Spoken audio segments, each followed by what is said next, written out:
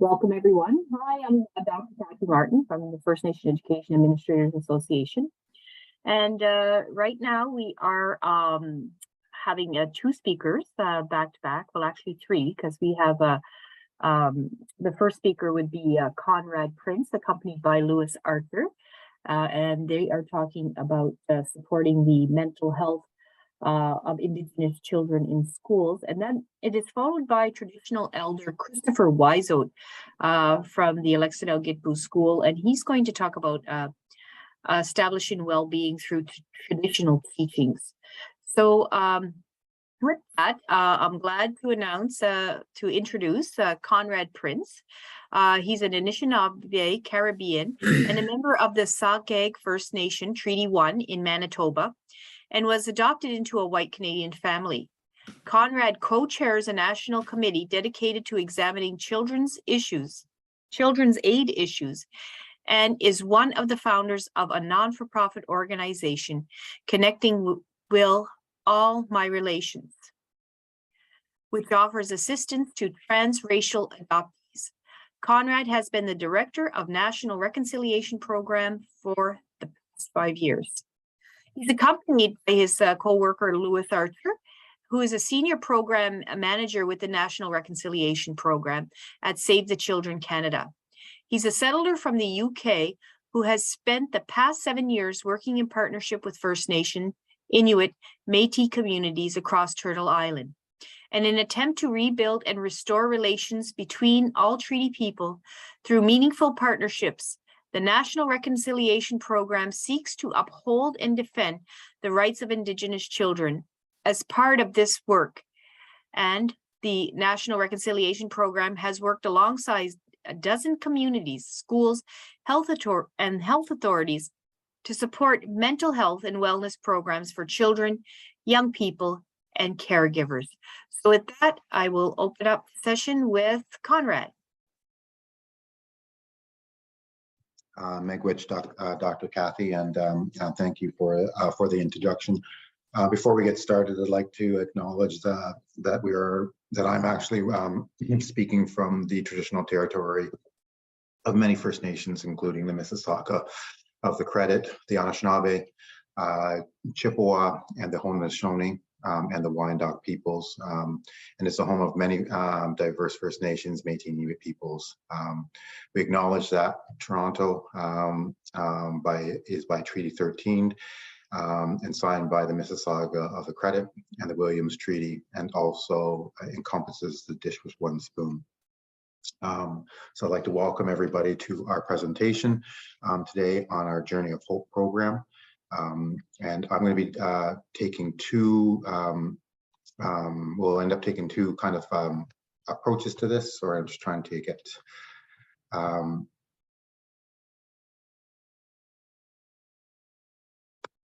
there we go. Sorry.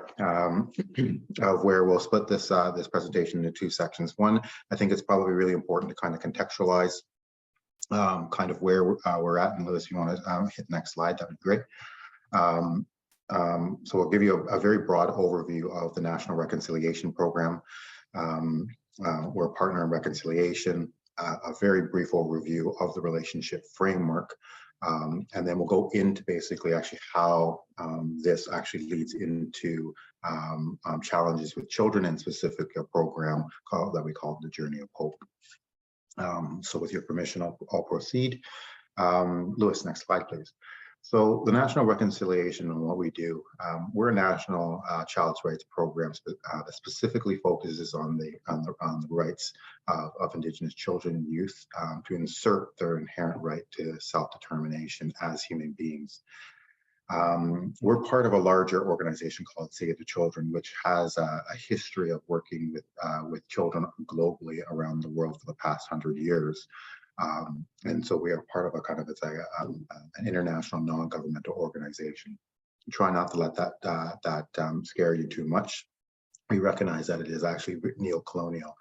And actually that was one of the purposes of building the National Reconciliation Program. That's actually, its impetus is out of the idea of that we can actually do things differently than what we've been doing in the international community. Currently right now, like areas that we focus in on in the National Reconciliation Program is, it shouldn't surprise anybody, is health, and more specifically mental health and resiliency areas in both child and youth and community health. I think this is one of probably the biggest priority areas that we've heard from partners and in the literature and in reports that is impacting our ability to basically be self-determined individuals, and peoples and communities and nations out there. Another area that we focus in on that is actually disrupting and creating greater kind of disparities and inequalities is climate change. And so we've been working in the last few years on with Indigenous communities on climate change adaptation planning, but specifically looking at the unique needs of children in those contexts. We also do education, literacy. We do youth-led advocacy on rights education. And again, we have to really understand actually how, in order to basically be self-determined insofar as, as rights holders, we need to really support young people to understand their rights in relation to human rights. We do climate, one of our strategic approaches moving forward is actually going to be looking at climate action. So not just adaptation, but climate action. And we want to take a youth-led approach to this. So looking at actually all of the amounts of great work that a lot of youth are doing across the country and internationally, and create a knowledge network where they can share emerging, wise, and promising practices that is actually at that ground level which they're experiencing, so that they can strengthen their ability to kind of to mobilize and to create action for them. And then we are now focused in on more specifically Inuit early childhood development, because I'm not sure if a lot of you are aware, but in the north, opposed to the south, they're in a unique situation of where they are both building their infrastructure and taking over their infrastructure. So I know it sounds like an oxymoron, but they have taken over their ability to of that specific system, but simultaneously building the infrastructure. And we're working with some partners up there on some fairly kind of innovative approaches that will help them create pipelines on Inuit specific early childhood development workers by developing a core competency framework based upon their worldview. So that's just kind of give you a sense of the types of programming we basically do. Next slide, please. We are a partnership model, and so currently right now we're a small team. We're a small team of 4 individuals or 5 individuals currently right now. And when we talk about partnerships, we have like formal partnerships with approximately 23 across the country. That allows us to actually gain access to and to work with approximately 260 communities or organizations across the country. So we've taken trying to take this program to scale, and actually we'll get to actually how we might be able to even broaden our scale at the end of this presentation. Next slide, please. So I referenced the relationship framework, and this was actually constructed back in 2015, well, 16 actually, right off the heels of the report of the TRC. And there was kind of an awakening inside kind of Save the Children Canada, where we've been operating in Canada now for 76 years. And through that time, we've had programming that has focused here domestically with First Nations, Métis, and Inuit children, but not in a consistent way, and especially not in a way that actually was meaningful to those communities and sustainable for those communities. So the relationship framework was developed to actually guide the work here domestically, and it was developed with knowledge keepers and knowledge advisors from the Indigenous communities that were experts in understanding kind of how to construct relationships that were of benefit and meaningful to the Indigenous peoples. And so at the center, and I'm not going to go into a lot of detail because it's a workshop all in itself, but at the center of this is the spirit of the child, which is distinctly different than kind of an international model where we're actually looking at the kind of a physical attribute of children. But again, this suggests that that we are looking at a more kind of a different kind of worldview within inside here, and there are some concepts in here that I'll talk about that are very critically important to actually how we operate. So, for example, the concept of cultural safety, which is a power dynamic, or allows us to basically look at actually how we develop relationships with community and children from that perspective of that we're not, as a non-Indigenous organization, saying that we are competent or that we are the ones they're the actual ones that are saying, are we doing this in a safe kind of way? So we've applied kind of a health concept, a stemmed out of health into kind of into a development, a human development context with inside there.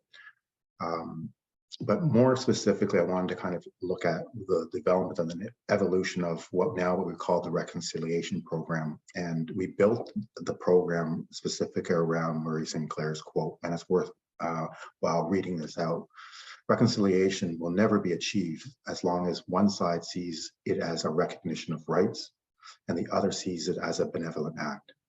So as an INGO, we are very much in the larger context, driven by needs and deficit base.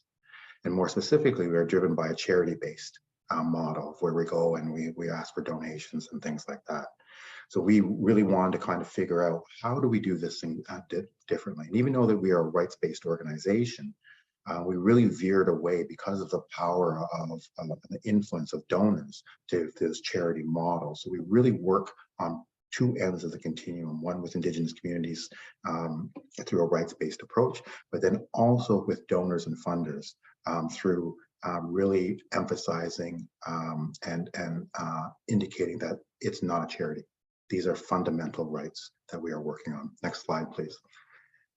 And this is actually how we see it, and this is actually how our entire worldview, and so it doesn't really matter which component part, whether we're working with Indigenous communities, children, and or with corporates and foundations and or government. We will always be talking about one, the truth and reconciliation as a central organizing kind of concept, and the principles and the calls to action within inside there. Two, where we use and leverage the power of the United Nations Declaration on the Rights of Indigenous Peoples within inside there, specifically the rights of self-determination, non-discrimination, free and informed consent, but then all the other articles under there that Indigenous communities feel that is relevant to their context. We look at the Convention on the Rights of Children, and it's worth mentioning in all the 42 within inside articles within inside there, but it's really worth mentioning that the CRC is the only human rights convention outside of UNDRIP that basically references Indigenous children. And so from a child rights organization, it's really relevant to actually say that it makes very sense and justifiable that we actually do have a domestic program here in Canada and internationally that focuses specifically on Indigenous children. And so there's cultural rights within inside there and identity rights within inside the CRC. And then it brings it down to the Sustainable Development Goals. And this is where it completes kind of the power of our approach, because these are the social, economic, and cultural rights that are built within inside there. And I don't need to mention within in this group about how the inequality, the systemic inequality about kind of the social economic rights experienced by First Nations children here in Canada. And so we use these as not just as in practice, and so our principle-based relationships. So we reference these, but we actually use these in practice and understanding actually how to actually implement them from a program. So the program in and of itself will might look very similar to like any program that's functioning with inside Indigenous communities currently right now. The process of which we actually go about there is fundamentally fundamentally different. So even though, like, I'll give you an example, the process of taking what we would say is a locally led approach with those, with either the TRC and driving kind of and one of those calls, and or having the rights of self-determination, or looking at kind of like an approach that addresses sustainable development goals or specific right within inside CRC, or inclusive of all of those. It's that process that actually is more important than the actual program itself. The program in itself is fundamentally locally led, co-designed. So the way that we look at the National Reconciliation, or an easy way of looking at the National Reconciliation Program, is we're a tool, we're a resource, and we teach Indigenous communities and corporates and foundations of actually how to use us, right? And how to use it as a resource or a tool to actually exercise rights, but also as a right, as an outcome too. So next slide. And I think that's it from my end. So I'm going to hand this over to Lewis. That's getting a bit more concrete on actually the Journey of Hope program. Thank you so much, Conrad, and massive thank you to everyone for attending today. So very briefly, I just want to quickly kind of run over the context that children are living in. I'm sure we're all well aware of it, but the world is an increasingly difficult place for children and for adults at the moment. We know that climate change is real. We know that it's here. We know that it's having a profound impact, especially in Canada, especially in the north. We're seeing an increase in the number of floods, heat waves, wildfires, and associated kind of loss of life, evacuations, and really big, difficult, scary emotions and events that come from those for children. This, of course, affects First Nations children significantly more than it does settler children, with First Nations children over 28 times more likely to be evacuated, internally displaced as a result of a natural disaster than any of their off-reserve counterparts. We're also living in a time of a pandemic, which the world is starting to act like it's over. I suspect it's not yet. We know a lot of experts talking about more to come, and there's a lot of research that talks about and shows the mental health, education, health implications of COVID-19 over the last few years for children. And of course, there are a number of other stresses coming on with the recession and really difficult economic climate for us all. We know that right now, more than ever, there's a particularly urgent need for mental health supports for children to prepare for and cope with these many stresses that are in their lives, whether that's from climate anxiety, economic stress from their parents, evacuations, any number of things. We developed a program, and for whatever reason it's not skipping. We developed this Journey of Hope program after Hurricane Katrina, so a long while ago now. That was developed to support children in developing those coping skills and being able to name and process and manage their emotions, with the intention of building a resilience, building their coping skills in small group settings where children learn from each other. So in the aftermath of Katrina, lots of teachers, lots of educators were obviously finding that children were really struggling in school. They were acting out more, they were quiet or reserved or not showing up. Teachers were struggling to engage with them, and this program kind of comes from building up from there of how we can support children both pre and post emergency, whether that's again social or environmental. The program is run through 5 different curricula for 5 different age groups, all the way from 4 through to 18, as well as for caregivers, which includes obviously teachers. And the model really brings in all types of different methods of learning and play. So everything from reading books and storytelling to cooperative play to kind of creative play and discussion. So paintings and singing and dancing. And really importantly, to Conrad's point, whilst this program was developed in a specific instance post Hurricane Katrina many years ago, at the NLP at Save the Children, we've adapted the program so that we now work with each individual community in which we run this program, or we support them in running this program, and we shift and change their curricula so that it's reflective of their local context. So at the heart of each one of the iterations of this program, it could be 2 communities next door to each other and it would look wildly different. At the heart of these programs, local knowledge, local language, local culture. We really bring elders in, and I'll get into it shortly, but elders really inform the design and the implementation of the program. So to quickly just run through some of the objectives, I think I've covered some of this, but the first objective is always to support children in understanding and normalizing the emotions that come with trauma or difficult circumstances, so that they know that the anger, the sadness, whatever it is that they feel in relation to what has happened to them is normal and to the next point, kind of manageable, by helping them to develop coping positive strategies to deal with the difficult emotions that they feel. It's very much strength-based, so it builds on the innate strengths of children, their families, schools, and communities. So again, kind of really positively reinforcing those positive coping mechanisms that children are already having or demonstrating. And also those children that are struggling in these small group settings, we see and data and research shows that these children really learn from those in these groups who are showing more positive coping strategies, and they learn and kind of pick up similar, more healthy strategies from other children in their group. And again, kind of building on the strength of community, kind of, again, putting culture, language, elders, whatever it is that community deems they would like to be part of the program, putting that at the center.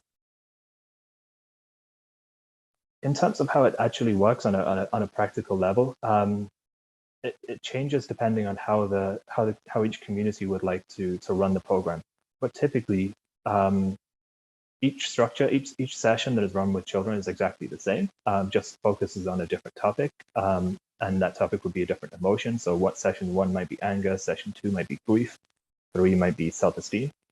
And in each session, children are asked to define the feeling, identify how it manifests in them, what does it feel like, how do they act, and then identify their personal kind of coping mechanisms.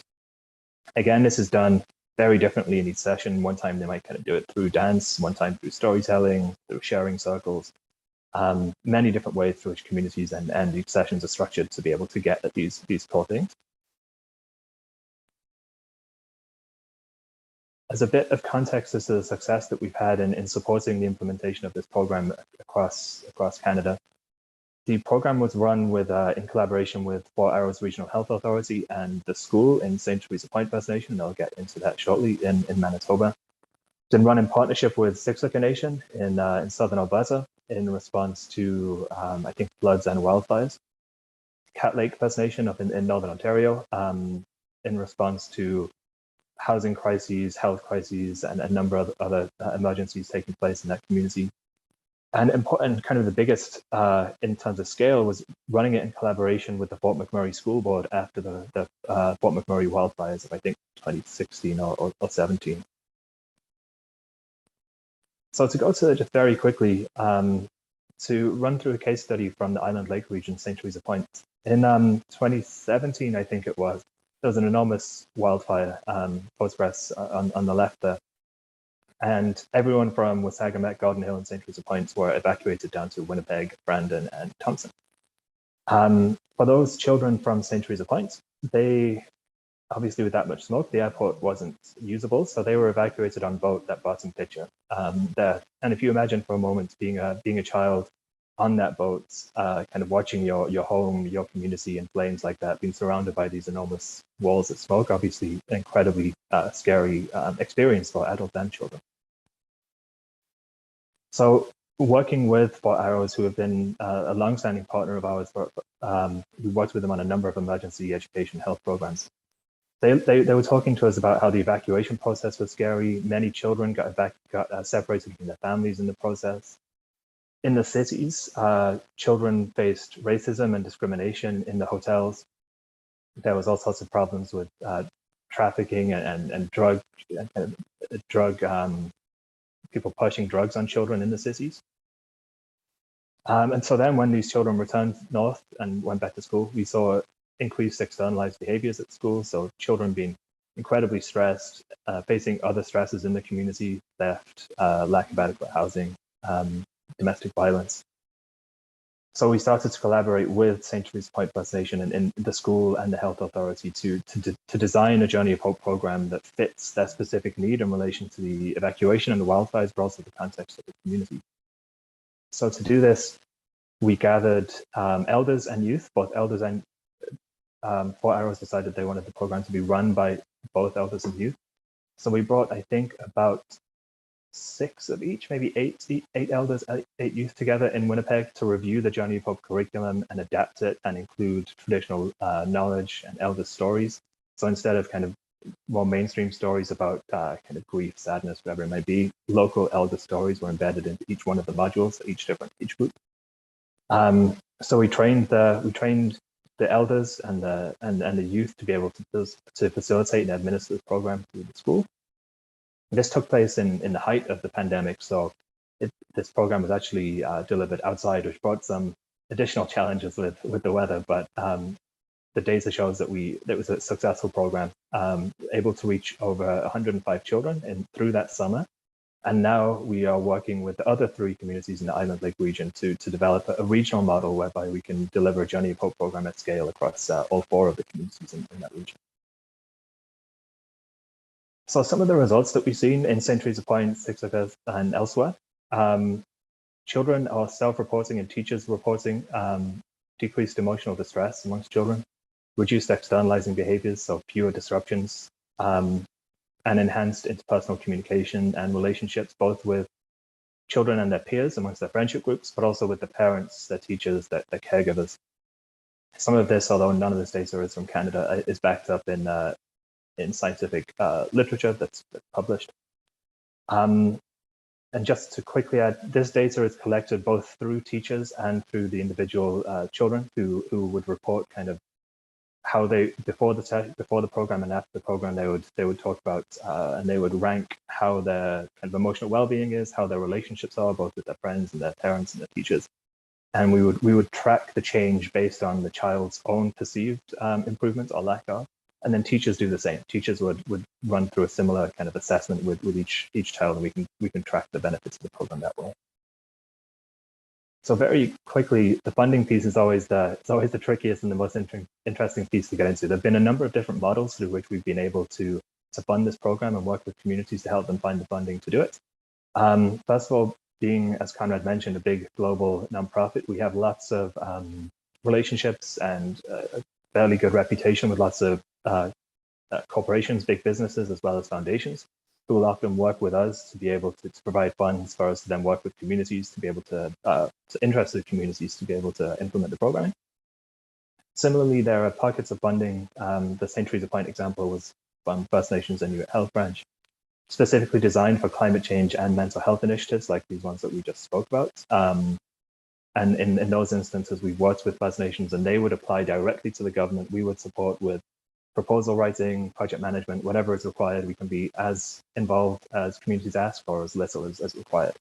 And then support them in that process through the project management and take on all the burden of the administration and the reporting and all of that stuff. Conrad, anything you'd like to add there? No, the only thing very quickly I just wanted to add is that just coming back to looking at things at scale, and this is the reason why we actually talked, I mentioned the last bullet point of potentially having a partnership with FNA, EAA, because of the fact that, again, of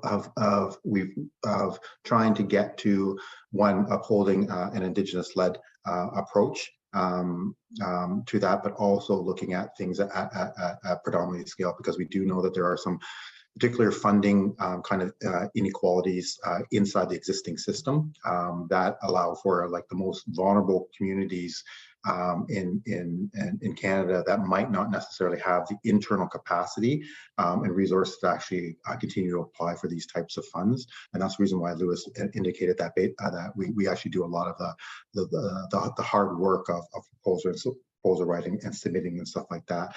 So we're looking for partners that both either want to apply individually, but also maybe be part of a larger network, so that we can actually take some of that administrative burden off, and then actually do things at scale. So I'll leave it with that. Great. Thank you, Conrad. Thank you. Thank you, Conrad. Thank you, Lewis. We have a minute left, so if there's any questions that you may have, I'd also like to call attention to Lewis put up his contact information if you wanted to have any more information on that. It's on the screen. So if you have any specific questions you'd like to ask, or you can leave them in our chat and we will get them to Lewis and Conrad. So thank you very much, Conrad and Lewis. Any questions?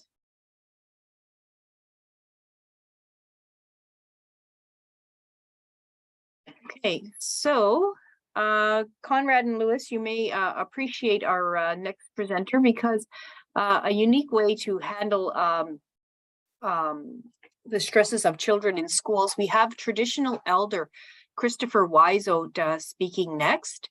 And Christopher Wysote is from the Listuguj First Nation, which is located in Quebec along the St. Lawrence River.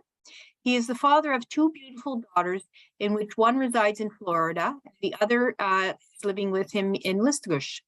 He's currently working at the Alaqsi'tew Gitpu School as a social worker, and he's been working at the school for about 20 years now. And he says, in some of my day-to-day duties, I use traditional medicines and teachings to help with students that are having issues in the school setting and home environment. Some of my hobbies are dancing at powwows and doing ceremonies. I have been a role model for the youth for over 30 years, and I am proud to be a Mi'kmaq from Listuguj and a great father to my girls. And I can attest, I know Chris personally, he is a great father to his girls. So without further introduction, I will turn it over to Chris. Thank you, Kathy, Dr. Kathy. The video that I made a video to show you guys, my name's Chris Wysote, like she said, currently right now at work, and the things that in the video will help show that, all our children are important and that they need to know everything that they need to know about medicines and teachings and their culture and part of their language also. I try to add the language in there also, but I'm not a fluent speaker, but I do my best to try. My daughter's in a Mi'kmaq language class, so with her, she's helping me and I'm helping her, and we're both learning as we go. So if Kathy, you want to show the video, and then after that, we'll do some questions.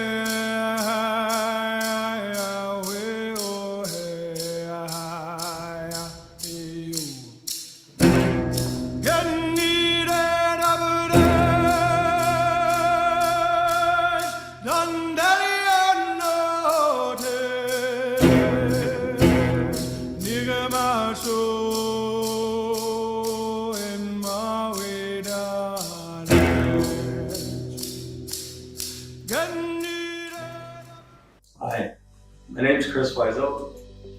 I work here at the Alaqsi'tew Gitpu School. I'd like to welcome you to our ceremony room.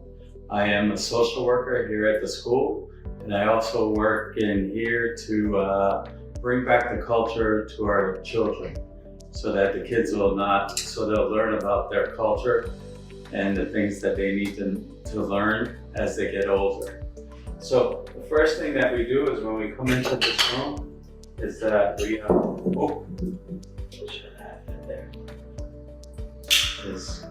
we do a smudge.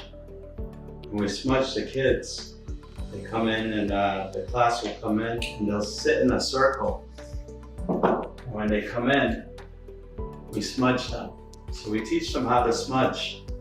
So when they come in, the first thing they do is smudge their eyes so they can see the beautiful things that they want to see throughout the day. The second thing they'll do is they'll smudge their ears so they can hear the positive things, so that they don't hear the negative things that people are saying. And the third thing that we do is we smudge our mouth so that we can speak the truth and we can tell good things to other people. And the fourth thing that we do is we smudge our heart, because everything we do in life, we do with our heart. Our heart represents the love that we share for one another. So we teach this to our kids every day. And every morning we have kids that come in here and they smudge and they cleanse themselves through the day to have a better day. So that when they're going on through the day, that they're grounded and they're focused on the work that they need to do for the school. So the sweetgrass that we have is we go picking sweetgrass. This is the sweetgrass here. And we have sweetgrass that grows pretty tall in our area. And what I do in September is I take the children out and we go out to the marsh in our area and we pick sweetgrass. And we bring that medicine into our school and we show them how to harvest the sweetgrass. So we take the sweetgrass, and what I usually do with it is I bring it in and I grind it down with a coffee grinder, so it turns into like a little powder. And it's easier to smudge with, to turn it into a powder, than it is to take a braid right here. So it's a lot easier to smudge with powder than it is to burn sweetgrass. Because sometimes when you burn it, the sweetgrass on here, it doesn't stay lit all the time, so you're always relighting it and everything. So it's important that, you know, we teach them certain things that will help them to be able to smudge. We use sage, we use cedar. I grind down cedar also, so we use the cedar for our medicine. And every morning we come in here and we use different types of medicine to smudge with. We always use our eagle feathers to smudge with, and we teach the kids the importance of respecting the eagle feather. When we talk about the eagle feather, we talk about the eagle that represents love. And what we do here is we smudge the kids every morning. We have like 12, 13 classes that come down in the morning, and they take turns coming in here to smudge and to get a teaching. So I give them a teaching every morning is a different teaching. It could be one of the 7 sacred teachings. It could be the 4 direction. You know, when we talk about the eagle spirit, the eagle represents love. And the eagles mate for life. An eagle can mate up to 60 to 80 years old before, you know, one of them will pass away. And if one passes away, then the other one will continue to live without mating. So they live, that love that they share for one another is forever, for life. You know, so, and that's passed on. So that's why the eagle represents love. So we also talk about, you know, hunting, arrowheads. You know, our ancestors used arrowheads to hunt with. The smaller ones were smaller game and the bigger ones were for bigger game. We also have, like, you know, different types of medicine that we share. This is red willow. Red willow, if you shave the bark off and you make a tea out of it, it's good for colds, it's good for fevers, migraine headaches. It's good for rashes. So if you have a rash, you can take it and apply it to the rash. Let it cool down first so that's not hot. And, you know, we have red willow that grows everywhere. And our ancestors had our own medicine. And there's actually some type of oil that comes from the willow itself, and they use that for aspirin. So that, you know, we were the first ones to invent aspirin, if you really think about it, you know. So that's why it's good for migraine headaches and it's good for colds, because it contains, I forgot what it was called, but it's contained, there's something in it that represents the aspirin. So I have some things here that our Mi'kmaq people used to do. Is this is made out of bark, and they make bowls, and they used to make containers. And I picked this one up when I was up north, and a lady named Irene made it, and it's pretty nice. And you know, you can see the bark, and she did a lot of work into it. She put a lot of time into it, and I picked it up because I figured I could put my medicine in there and carry my medicine around. So one of our 7 sacred teachings is courage. And when we talk about courage, I also talk about the bears. when we bring bears into our room. And the bear represents courage in our 7 sacred teachings. This little bear is my daughter's. Her name is Lily. And you know, it's very important that, you know, we look at the 7 sacred teachings, and with those teachings, we combine those teachings with different types of animals, because you have the eagle that represents love. You have, you know, the bear that represents courage. And there's other ones that represent, you know, wisdom for beaver and stuff like that. So it's important that, you know, maybe we make that connection with the kids, because when the kids are here and we talk about the bears and the courage, the stories that I share with them is the mother bear. When the mother bear has 2 cubs or 3 cubs, when she's protecting her cubs, she needs that courage to be able to protect her cubs from wolves, from coyotes, from other preys that prey on her cubs, so that she has the strength to be able to protect them when they're in the woods. Our ancestors used to eat bear at one time. When we used to go hunting around this time, they would go out and they would hunt bear, and that would be the first food that they would eat before they would go hunting for moose and deer and caribou and whatever animals were in this area that we hunted. So that, you know, that bear is sacred to us. You know, they would use the bear, they would use the fat, the bear fat that we use. You can use it for dry skin, for hair, for anything, you know, and a lot of times I use the bear fat for my hair, for different things like dry skin, or even if your drum dries out, if you're singing songs, your drum may dry up and you may put a little bear grease on it to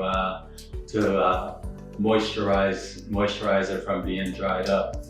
So when we talk about the bears, you know, this bear, I don't hunt bears. I've never hunted bears at all. You know, I have a big respect for bears. I know our ancestors used to hunt bears and eat bear, but in our community, we don't do that anymore. So I've never heard anybody hunting bear just to eat it. So today, there's all these bears that I have. I have this one here behind me, and I have this one. And the bears that I've received were either hit by cars, or somebody called me and they accidentally shot it or something like that, and they wanted to honor it. So they would call me and ask me if I could pick up the bears and take the bears and do a ceremony for them. You know, I do sweat lodges, and sometimes I bring the bears into the sweat lodge and we'll do a bear sweat for the sweat. And but most of the time I bring the bears here and I show the kids, like, the kids really love the bears, and they're nice and soft and everything. They always want to take it home with them. But it's hands-on that we need to show the kids. You know, they come in here every day and I always have a teaching for them, whether it's the bear, or whether it's the moose, the deer, or something that our ancestors passed down to us. It could be moccasins, it could be, you know, our clothes that we wear today that we get from the moose. It's October now, so we're out there harvesting moose at this time. So the moose antler that I have here on the side, it came from the moose that me and my daughter and my brother went out and killed last week. And when we go out hunting, we pray on that moose that's gonna sacrifice its life. And these are the teachings that we teach these kids. You know, we want these kids to know their culture, their heritage, their language. We want to be able to continue to give them their teaching. You know, I've been doing this for over 30 years, and it's taken me a long time to continue and to get all these teachings. So when I look at it now today, you know, I was always like, oh, you need to go see an elder, you need to do this, you need to like offer tobacco and proper protocol and everything. That is still there, but you know, in the meantime, I have all this knowledge as a knowledge keeper, and I want to share it. I don't want to pass on later on. I still have a lot of years to live, but I don't want to pass on and say that, you know, I did not pass this on to whoever needed it. You know, those elders were there for me when I needed to learn all these teachings, and now I'm passing it on to the kids today. We have about probably 280 to 300 kids in our school. So the majority of them, I probably get half of the kids every day that come down here and smudge, and they get a different teaching every day. So these are the things that we do in this room. This is a ceremony room. We call it ceremony room because we do different things here. You know, there'll be, sometimes we just light the fire, and there'll be a sacred fire going throughout the day. And then we teach the kids sometimes about the 4 directions, the medicine wheel. You know, you have it in you to be able to learn all this stuff. You know, most of the teachings that I teach, you can go on Google and find it, you know, but some of the things that I do personally is I put it on my Facebook site. So if you need to check it out, you're more than welcome. Another thing that we talk about is residential school. You know, most of the kids today don't know too much about residential school, but they hear it now and then, here and there. So when they come in here and they have questions about it, we try to answer as much questions as we can. Sometimes we have an elder that'll come in and talk about residential school also. So this room is usually made for all those teachings to, you know, educate the kids for the things that they haven't, that they don't learn in the classrooms, you know. So they come in here and they learn a little bit about it, then they go to classrooms and do more research on it. And we have people in our community that come in and sometimes they'll go into the classroom to teach them about either residential school or treaty day or treaties. And we have people here that go outside the school and teach them about land-based teachings also. There's so much different things in our school. You know, I started making ribbon skirts and ribbon shirts. So, you know, that's another project that we're working on. But the main project that we do inside the ceremony room is giving back to the kids, teaching back, giving them what our ancestors gave us. You know, it's important that they know this stuff because when they go to college, university and stuff like that, they'll know who they are. They know their identity and where they come from. And I'm just proud of them to be a part of that journey that they're gonna continue. You know, one day maybe they'll be telling my daughter or my daughter will be telling their story, you know, my story, or my grandkids will be telling that story. So it's very important that we pass down the teachings that we have because, you know, if we don't, then they're lost. We're gonna lose that. I'd like to thank everybody for allowing me to be here to do this. And I hope that you learned something. If you have any questions, just let me know. That's it. Thank you.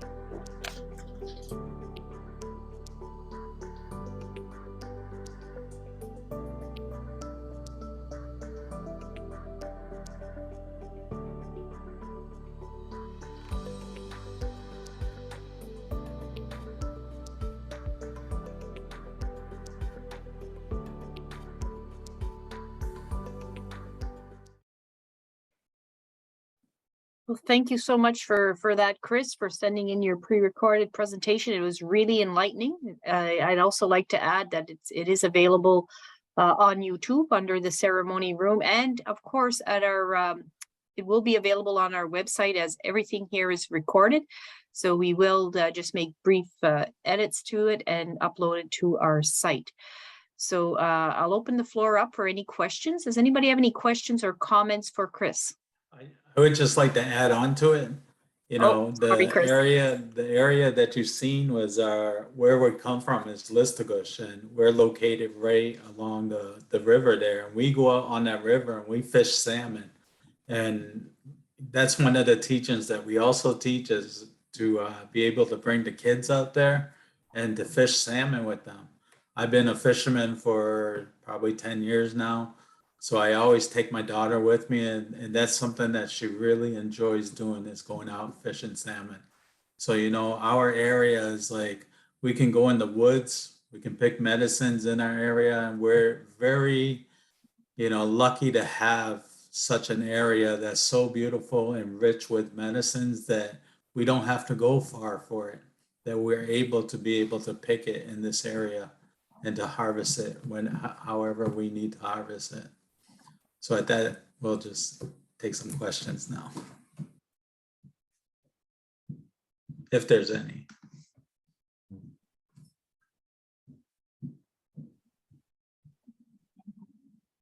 When I made the video, it was, I didn't have much time to make the video. If I did, then I would have made it a little bit better. There was an incident during the video that, remember I showed you the bear grease? I actually spilled it before while I was talking. So, accidents do happen, but you just keep on going. So I just kept on going.